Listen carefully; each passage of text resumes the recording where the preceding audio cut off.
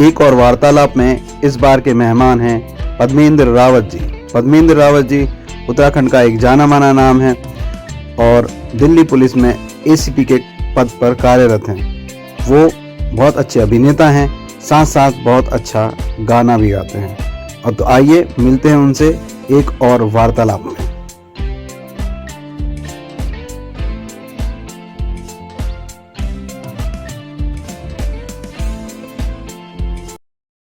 नमस्कार दोस्तों, एक बार फिर से आपका स्वागत है मेरे YouTube के चैनल ब्रिजेश भंडारी। और जहाँ पर हमारी चल रही है एक सीरीज जिसका नाम है एक और वार्तालाप। और एक और वार्तालाप में मेरा हर बार यही प्रयास होता है कि मैं आपको एक नए कलाकार से मिलाऊं, नई एक शख्सियत से मिलाऊं, जो कि हमारे उत्तराखंड की एक शख्सियत हैं और जिनसे कि मैं आज आपको मिलवाने वाला हूं।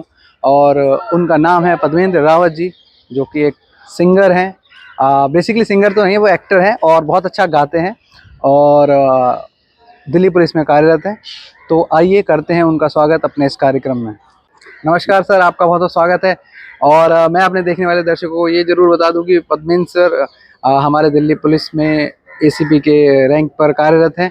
तो सर आपका बहुत बहुत स्वागत है, आप मेरे दर्शकों से रूबरू होइए। नमस्कार, सभी दर्शकों का मैं स्वागत करता हूं, अभिनंदन करता हूं। बहुत बहुत नमस्कार आप सभी को। सर हम अपनी बातचीत की शुरुआत इस तरीके से करेंगे, जैसे आपने मुझे कहा था कि आप बचपन में इसी जगह पर ये जो गुम्बद है, मैं आपको दिखा दूं, ये जो लोधी गार्डन के अंदर गुम्बद है, इसी गुम्बद में एक गीत गाते थे। और उस गाने को अगर आप गाकर इस कार्यक्रम की शुरुआत करें तो बहुत अच्छा लगेगा। चलिए, उस जमाने में जो मैं आपको बताता हूं कि हम लोग जब छोटे थे तो इसी जगह पर आकर के गानों की प्रैक्टिस किया करते थे। तो मैं आपको वो गीत सुनाता हूँ। इसमें एक चीज तो बहुत अच्छी है कि इसमें इको बहुत अच्छा होगा। इसीलिए हम लोग जो थे यहाँ पर प्रैक्टिस किया करते थे।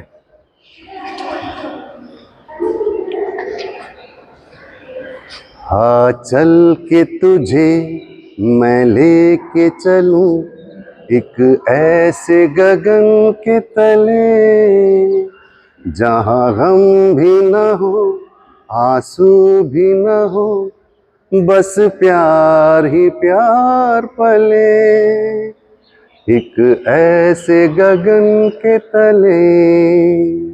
तो इस तरह से हम लोग यहाँ प्रैक्टिस किया करते थे जब छोटे थे। तो सर मैं सबसे पहले आपसे ये जानना चाहूँगा कि जैसे आप अपने बचपन के बारे में हमारे दर्शकों को कुछ बताइए। जैसे कि आप कि आपने मतलब कैसे आपका रुझान कैसे हुआ, मतलब कि हर किसी का जब भी हम किसी भी फील्ड में जाते हैं, जैसे कोई खेलने वाला है तो उसका भी कोई ना कोई ऐसी एक घटना होती है जहाँ पर कि उसको एहसास होता है, या कुछ लोग उसे मतलब सपोर्ट करते हैं या उसको एहसास दिलाते हैं कि आप अच्छा गा सकते हो, अच्छा खेल सकते हो। तो आपकी लाइफ में भी कभी कोई एक ऐसी घटना हुई होगी बचपन में जिससे आप इस तरफ आए होंगे? हाँ, ये शुरुआत तो हमारी बचपन से हुई थी। जब मैं अपना प्राइमरी स्कूल में था तो हमारी एक म्यूज़िक की अध्यापिका थी, कौर मैडम। तो सबसे पहले जनगण मन से शुरू हुआ।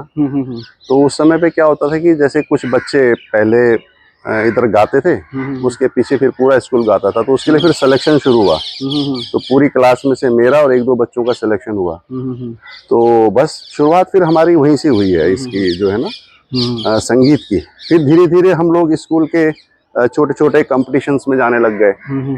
फिर उसके बाद फिर जब हम 6th से और 10th वाले स्कूल में आए, फिर और अच्छे कंपटीशन लड़ने लग गए और सब जगह लगभग मेरा फर्स्ट प्राइज ही होता था। अच्छा, तो मतलब कौन सा स्कूल था आपका, अगर आप चाहें तो हमारे दर्शकों को बता सकते हैं? हाँ बिल्कुल, मेरा था ये लोधी रोड अलीगंज में, जिसको हम लोग मंडी स्कूल कहते थे, जो 6ठी से लेकर 10वीं तक मैंने वहाँ से करी। हाँ, मैंने स्पेशली आपको ये बात इसलिए कही है क्योंकि बहुत सारे लोग हमारे देखने वाले जो उत्तराखंड के लोग हैं, जो दिल्ली में जो ये किदवाई नगर, सरोजनी नगर और आसपास के एरिया में जो रहते हैं, तो उनको ये पता होगा सबको कि मंडी भट्टी स्कूल हमारे अलीगंज में है। तो इसीलिए मैंने स्पेशली आपको बोला क्योंकि लोग इस चीज़ से कनेक्ट करते हैं। क्योंकि मेरा कहने का मतलब ये है कि जैसे मोस्टली लोगों का ये होता है कि गवर्नमेंट स्कूल से बच्चे उतने अच्छे नहीं निकलते हैं, तो इसीलिए मैंने आपको ये बात कहने के लिए जरूर कहा है। जी। तो फिर उसके बाद ये सफर फिर मतलब आगे मोटिवेट कैसे हुआ? 10वीं तो मैंने उसी से किया, ढलाई वाले, जिसको हम लोग मंडी स्कूल कहते थे। हाँ जी। और उसके बाद 11वीं और 12वीं करी मैंने लोधी रोड स्कूल जिसको कहते हैं, जिसको हम पुराने टाइम में भट्टी स्कूल कहते थे। भट्टी स्कूल बोलते थे, हाँ। ठीक है। उसके बाद फिर कॉलेज किया डीएवी से, फिर एमए किया, और फिर उसके बाद जो है बस ये सिलसिला चलता रहा। और जो यहाँ इसमें आने की बात है, जहाँ तक संगीत से जुड़ने की बात है, हाँ जी, तो हमारे घर के सामने अलीगंज में जहाँ पर हम रहते थे, उसके सामने ही बिल्कुल एक चलन सिंह भ्रातृ सम्मेलन की रामलीला हुआ करती थी। अच्छा अच्छा। तो आप यकीन नहीं मानेंगे कि हमें उस रामलीला का 2 महीने पहले से इंतजार शुरू हो जाता था कि अब भैया टेंट लगेगा, अब ऐसा होगा। तो एक प्रकार से 10-12 दिन का जिसको कहते हैं ना, एंटरटेनमेंट उस होता टाइम पे तो इतनी सारी चीजें होती नहीं थी, आज जैसे जमाने में रामलीला ही होती थी। और फिर वहां पर जो है उनके साथ टेंट लगाना, हेल्प करना, उनकी जो है ना पूरे पर्दे लगवाना, सेट लगाना, और आरती होनी है तो उसके लिए दिन से ही जो है ना वो शुरुआत कर देनी कि भाई ये लानी है, मालाएं लानी है ना। तो बड़ा मतलब हाँ, एंथुसिज्म होता है बच्चे के अंदर, बहुत ही ज्यादा हमारे के वो रहता था कि यार रामलीला अब शुरू होगी। तो फिर जो है धीरे धीरे वो जैसे लगभग जो शुरुआत, क्योंकि जब छोटे थे 10-12 साल के, तो क्या बनते, बंदर वंदर ही बनना था। तो शुरुआत करी, लेकिन 16 साल की उम्र में फिर लक्ष्मण का कैरेक्टर किया सीधा डायरेक्ट जो है। अच्छा। फिर 17 साल में राम का।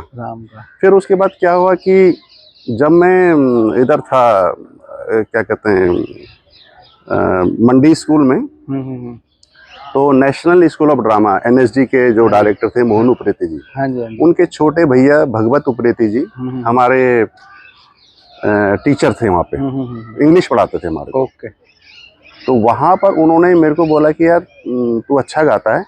अच्छा, उन्होंने आपको सुना होगा? हाँ, उनके साथ मैं स्कूल में जाता था कंपटीशन में। और वो सबसे बड़ी बात है कि भगवत उप्रेती जी तबला बजाते थे। अच्छा, तबला क्लासिकल बिल्कुल प्रॉपर। हाँ, तो उन्होंने मेरे को फिर बोला कि तू मंडी हाउस आ।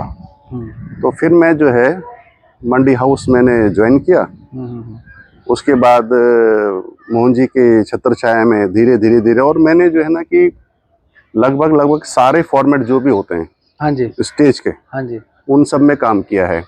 जैसे ओपेरा, ओपेरा में तो आपको पता है कि सिंगर को पूरा जो नाटक है वो गा करके करना पड़ता है। बिल्कुल। बैले किया, डांस, हाँ, उसमें पहले रिकॉर्डिंग हो जाती है, फिर डांस होता है। ताल कटोरा में जैसे हमने किया था सांझी विरासत, वंदे मातरम, 12 शो हुआ करते थे, साहित्य अकादमी वाले करवाते थे। और प्ले तो खैर करते थे नॉर्मल जो है, और रिदम तो मैं बजाता ही हूँ। तो मतलब मेरे को चारों विधाओं का ज्ञान है, जिसका मुझे आज की डेट में फायदा हो रहा है। और किसी भी फॉर्मेट में अगर जो भी डायरेक्टर चाहता है तो उसको मैं इजीली कर जाते हो उसमें शिफ्ट कर जाता हूँ। ये बात तो हो गई सर की, जैसे आपने बताया कि आपने गाना सीखा, गाना वो करा, मतलब एक्टिंग सीखी, रामलीला को देख के आप एक्साइटेड हुए, और फिर कॉलेज गए, और फिर स्कूल कॉलेज में ये सब आप करते रहे। पर जो मैं आपसे पूछने चाह रहा हूँ कि मतलब जैसे जो हमारा मध्यम वर्गीय परिवार होता है, उसमें एक हम सबके मन में, माँ बापों के मन में एक आर्थिक असुरक्षा होती है कि वैसे भी हम लोग जो उत्तराखंड से आए हुए हैं, तो उनके दिमाग में तो ये रहता है कि भाई हम मतलब ये सारी चीज़ें तो ठीक है, हॉबी की होती हैं, बट अगर बच्चा एक अच्छी जगह लग जाए और उसका एक जो आर्थिक असुरक्षा है वो खत्म हो जाए, कि आर्थिक रूप पे वो थोड़ा सा संपन्न हो जाए, जो कि उसको दिक्कत ना हो। तो आपके सामने भी ये समस्या होगी, परिवार ने आपको कहा होगा? तो पहले थिएटर करने का जब मैंने मंडी हाउस ज्वाइन किया था, तो हमारे को NSD के जो डायरेक्टर थे, क्योंकि हमारे गुरुजी मोहन उप्रेती जी जो है NSD के डायरेक्टर थे, हाँ जी, हाँ जी। तो जब पर्वतीय कला केंद्र में जब हम लोग प्रोग्राम करते थे, तो NSD के डायरेक्टर भी हमको सिखाने के लिए आते थे, नए जो हम प्ले करते थे अपने। MK रैना, सुभाष उदगाता, लोकेंद्र त्रिवेदी, सोनार चांद जी, BL शाह जी, प्रेम मटियानी जी, बहुत बड़े बड़े नाम थे NSD के, जिनके अंडर में हम लोगों ने सीखा है NSD के डायरेक्टर के साथ। तो हमारे साथ ये होता था कि जैसे हमको इतना जबरदस्त, जिसको कहते हैं ना, भूत सवार था एक्टिंग का, कि जुनून, जिसे कह सकते हैं, जुनून, हाँ, कि भाई एक्टिंग ही करनी है, जीवन में और कुछ नहीं करना, इसी फील्ड में जाना है। तो अच्छा, सबसे बड़ी बात ये थी कि आज के ज़माने में तो आप देखिए कि दुनिया भर के चैनल हैं, बहुत सारी चीजें और ऑप्शंस, मतलब बहुत सारे, कई 100 सीरियल एक साथ चल रहे हैं। अब तो OTT और आ गया।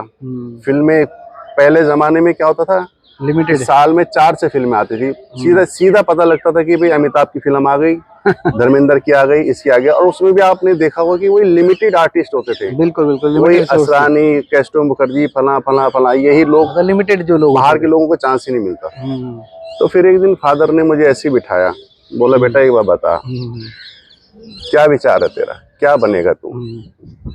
थिएटर ही करना है? मैंने कहा मैं तो थिएटर ही करूंगा। तो कह रहे कि थिएटर में तेरे को 4-5 साल हो गए, कितने फ्यूचर रुपए क्या है? मिले आज तक? और वाकई ना उस जमाने में थिएटर में पैसे मिलते थे और ना आज के जमाने में मिलते हैं। ये हकीकत है। खुद ही बेचारे आज की डेट में भी आप मंडी हाउस में जाके देखोगे कि खुद ही टिकट बेचते रहते हैं कि भाई ये लो 100 रुपए 200 रुपए का टिकट, हमारा प्रोग्राम देखने के लिए आ जाना। तो थिएटर का तो यही हाल रहा है और यही है अभी भी।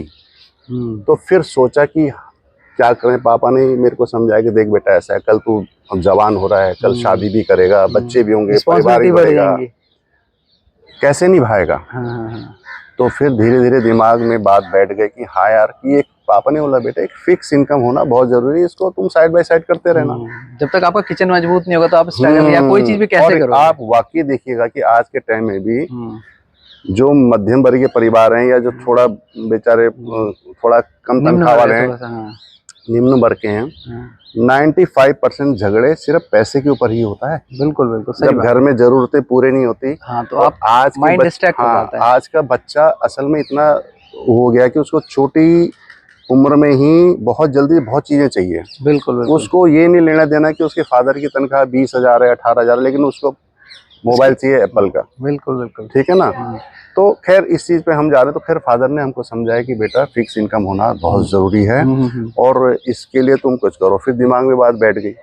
फिर मेहनत करी 1.5-2 साल, बड़ी अच्छी मेहनत करी और फिर पुलिस ज्वाइन करा। फिर पुलिस ज्वाइन करने के साथ साथ फिर मैं ऐसी जगह रहा कि मैं थोड़ा थोड़ा समय थिएटर के लिए निकालता रहता था, उसको एडजस्टमेंट कर करके, और जो सिलसिला आज भी चला आ रहा है। तो ये कहानी पूरी इस तरह से रही मेरी जर्नी जो है। अच्छा, मैं आपसे यहाँ पर ये जरूर चाहूंगा, मैं थोड़ा सा लालची हो रहा हूँ बिकॉज मैं जानता हूँ आप बहुत अच्छा गाते हो और बहुत अच्छी आपकी आवाज है और मैं भी बहुत मतलब मेरे को सुनने का बहुत शौक है। तो मैं यहाँ पर जरूर ये चाहूंगा, क्योंकि हमारी बातचीत तो चली रही है, अगर बीच में अगर कुछ सुनने को भी हो जाए तो बहुत मजा है। तो अपने एक गाना है पहाड़ी दर्शकों के लिए, हाँ जी, एक डाली डाली फूलों की। हाँ, अरे वाह। तो मैं इससे उनको ये संदेश देना चाहता हूँ कि भाई उत्तराखंड अपने उत्तराखंड जाया करो और पहचानो उत्तराखंड को। अपने बच्चों को उत्तराखंड से प्यार करवाओ। उनको जब तक देखिए, जब तक आप उनको लेकर के पहाड़ जाएंगे नहीं। अच्छा, आजकल लोग क्या बोलते हैं, अरे कैसे जाएं, कोई हमारा वहाँ है ही नहीं। अरे भाई पुराना घर है तो उसको रिपेयर करा लो, थोड़ा सा नया बना लो। जब आप अपने बच्चों को पहाड़ ले जाना शुरू करेंगे तो आप खुद देखिएगा कि कुछ टाइम के बाद, आप मेरा फेसबुक उठा के देखिएगा, मैं तो 4-4, 5-5 बार विद फैमिली एक साल में परिवार को लेकर के जाता हूँ। तो जब तक आप किसी को किसी से इंट्रोड्यूस ही नहीं कराओगे तो फिर कैसे होगा? तो अगर एक बार आपने अगर बोल दिया ना, और जैसे ही मौका लगेगा आपके बच्चे खुद बोलेंगे पापा गांव चलते ना, पापा गांव चलते हैं। और आज हम लोग मसूरी जाते हैं, हिमाचल शिमला जाते हैं, मनाली जाते हैं और 5 दिन के टूर में ही 50,000 60,000 रुपये खर्च करके आ जाते हैं। हाँ जी। लेकिन जो प्यार आपको अपने पहाड़ में, अपने गांव में जाके उस मिट्टी से होगा, देखिए पहाड़ सब जगह के खूबसूरत होते हैं, बिल्कुल। लेकिन कहीं ना कहीं आपको उस अटैचमेंट होती है। हाँ, वो जगह आपको ज्यादा अच्छी लगेगी कि यार ये मेरी जगह है, ये मेरे पुरखों की जगह है। बिल्कुल सही। तो भाई लोगों, अपने पुरखों की जमीन से जुड़ो और उनके साथ अपने बच्चों को भी मिलवाओ। तो यहाँ पर 2 लाइनें मैं गाना चाहूंगा।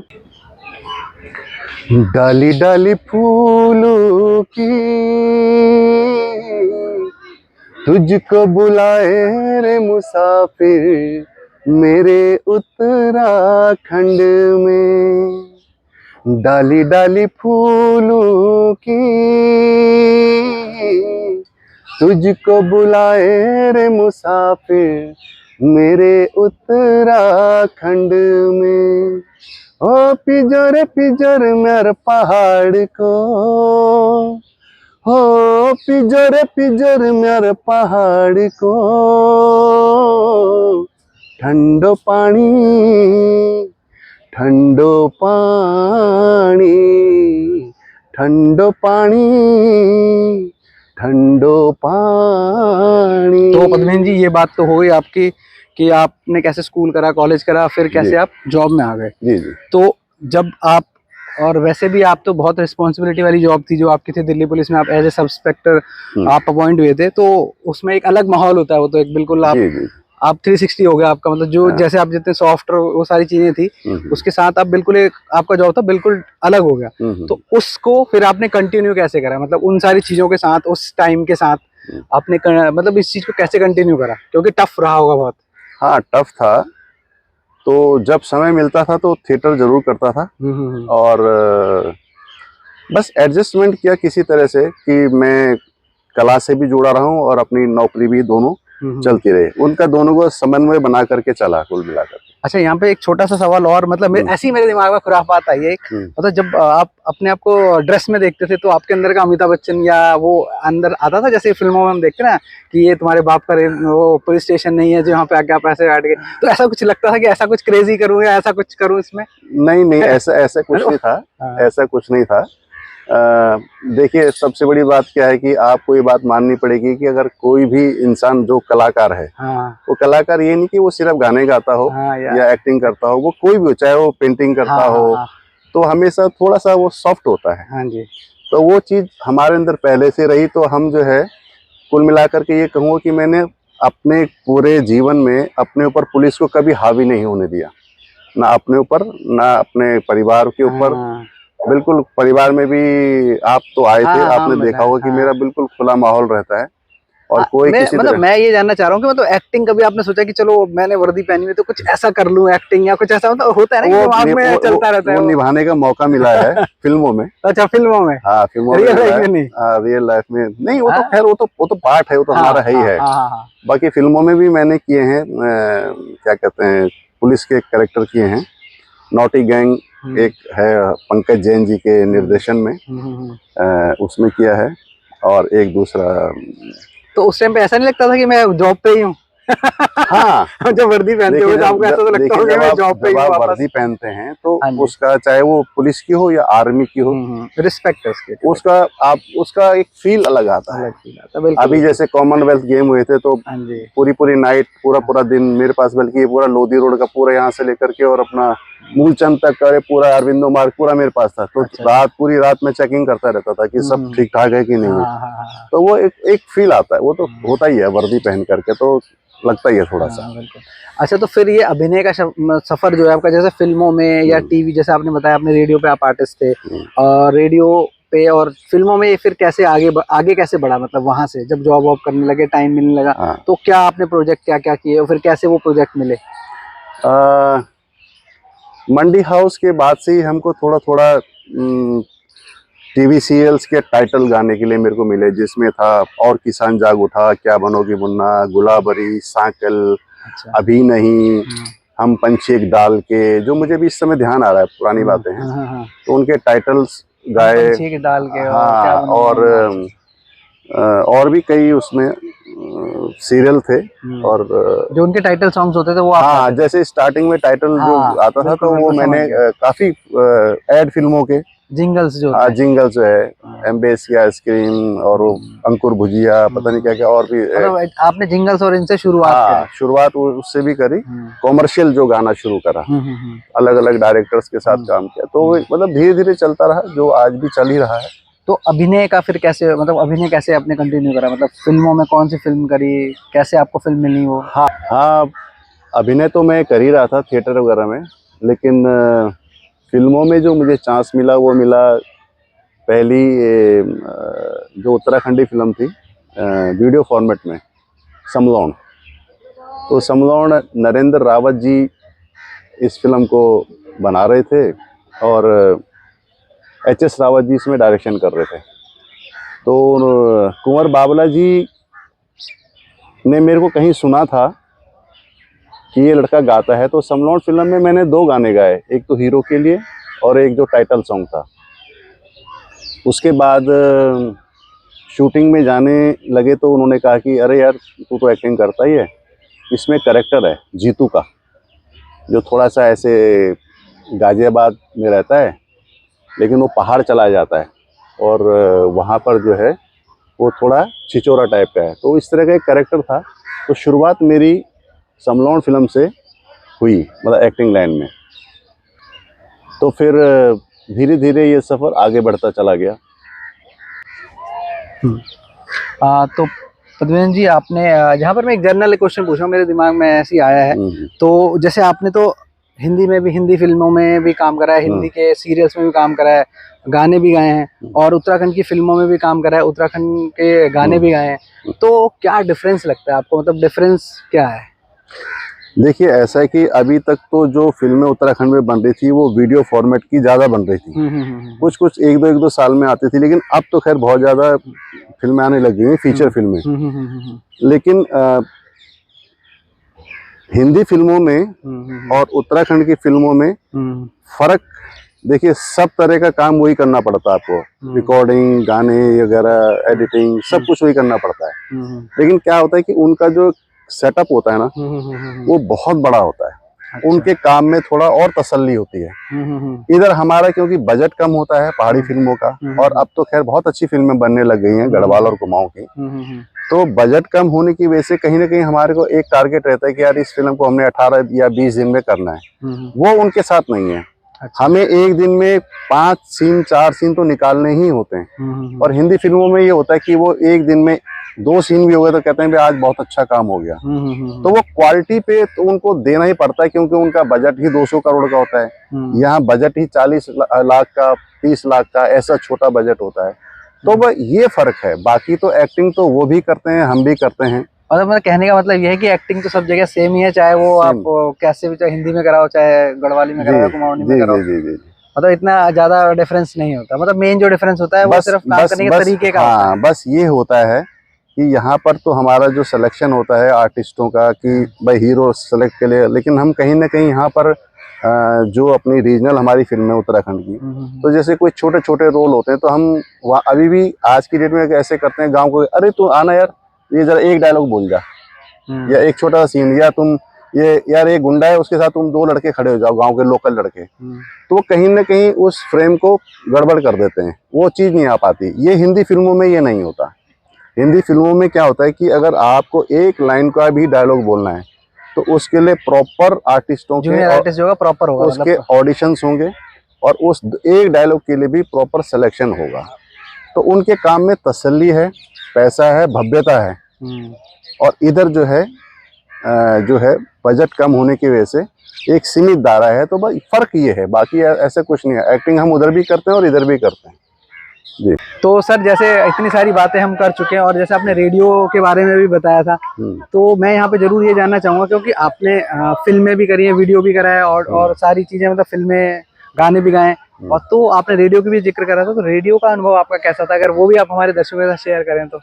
रेडियो का अनुभव ऐसा रहा कि हमें पता लगा कि आकाशवाणी में ऑडिशंस निकल गए हैं सिंगिंग के लिए। तो एक हमारे मित्र थे, उन्होंने बताया कि भाई ऑडिशन निकले हुए हैं और हम भी भर रहे हैं, तो तू भी भर दे। तो वहाँ पर हमने एक 10 गानों की लिस्ट दी, और वहाँ पर फिर वो उसी में से वो पूछते हैं ऑडिशन में। तो बस ऑडिशन देने के लिए गए, वहाँ पे करीब 150 लड़के आए हुए थे, लड़के लड़कियाँ। तो 8 लोगों का सिलेक्शन उस टाइम पे हुआ था। अच्छा। ये सन 86 की बात है, सन 86 की। तो तब से ऑल इंडिया रेडियो से लगातार हम गा रहे हैं। भाई जी, ये मेरा चैनल जो उत्तराखंड के लोग ज्यादा देखते हैं, और मैं भी उत्तराखंड से, आप भी उत्तराखंड से, और रेडियो की बात चल रही है, तो क्यों ना एक गीत हमारा उत्तराखंड का हो जाए। म्यारू गढ़वाल दिद्यो कनीच, बाहर भयो कनीच बाहर, रोतेली डांडी चिनी ऊंचनी सा पहाड़, रोतेली डांडी चिनी ऊंचनी सा पहाड़, म्यारू गढ़वाल दिद्यो ओहो ओहो ओहो, बदरी के दार यख ऊंचो कैलाश चा, शिवो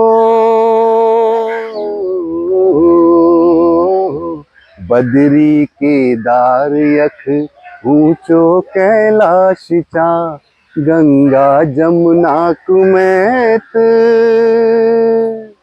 देवतों को वासुचा, हो देवतों को वासुचा, बड़ा प्रसिद्ध छना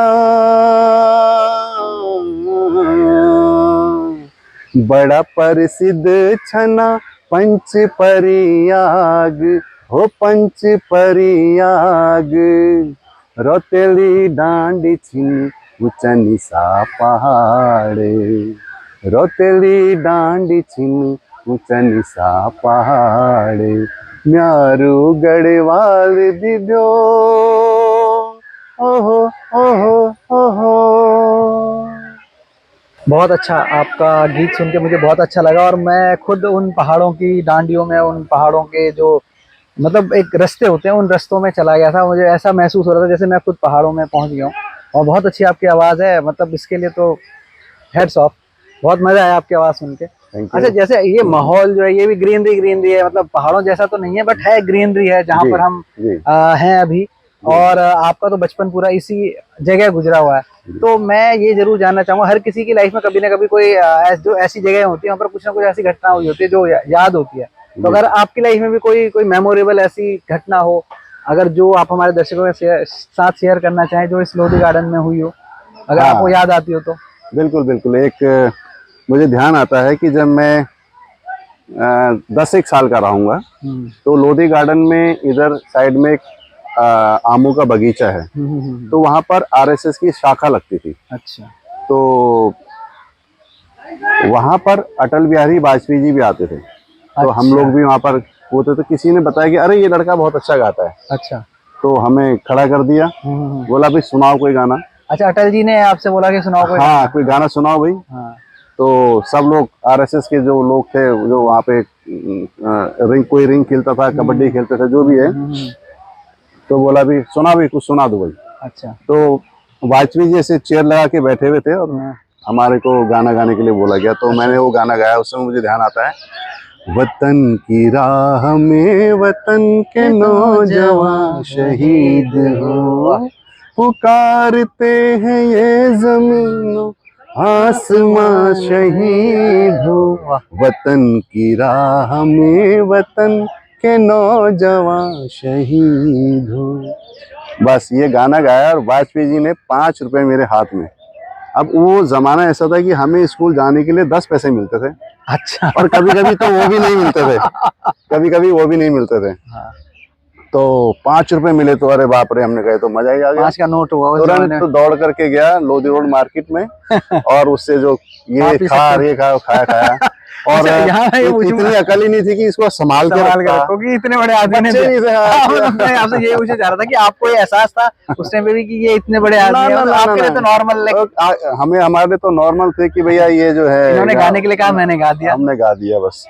तो ये याद आपकी यहाँ से जुड़ी हुई है, इस गार्डन से जुड़ी हुई है। बड़ा मजा आया ये बात सुन के कि बचपन में ऐसा ही होता है कि जब हम छोटे होते हैं तो मतलब उस टाइम जैसे बोलते हैं ना कि अनजान होते हैं, या मतलब आप एक मतलब कोई वो चीज नहीं होती कि कोई दिखावा नहीं होता कोई। अगर आज की डेट में कोई आपको अगर ऐसा बड़ा आदमी कुछ ऐसा दे दे तो उसको तो बंदा प्रेस्टिजियस है बहुत। बिल्कुल बिल्कुल बिल्कुल। पर वो दुकान वाले के लिए नॉट प्रेस्टिजियस हो गया होगा।